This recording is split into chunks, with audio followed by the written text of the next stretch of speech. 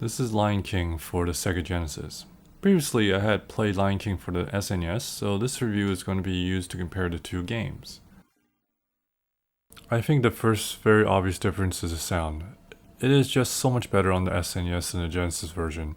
The movie is well known for its music, which is more suited for SNES because it's mainly orchestral in nature. The music in the Genesis version is just more flat because it doesn't have the same amount of sound channels.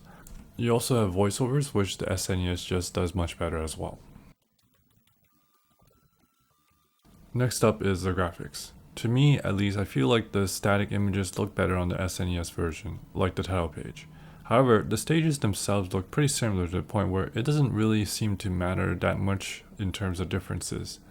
Taking a look side by side, the SNES version does look a bit better. There's also more color, and in some ways it leads me to believe that the gameplay portions of this game, the SNES was a port of the Genesis version. Gameplay wise, they're pretty much identical. The levels are the same. It is at this point a question of which you actually prefer, the SNES or Genesis controller. Thinking about it, the game designers really only used 3 buttons, so I guess they really decided to make the game compatible for the Genesis. One thing I did find in the Genesis version was a bug. It appears that if you overjump the giraffe, you will land on the ground instead of ostrich. At this point, you can run on the ground and the ostrich will just follow you.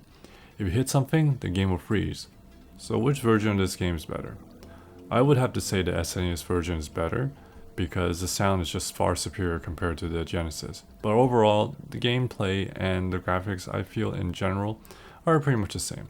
So you can't really go wrong with either version. 6 out of 10 for me.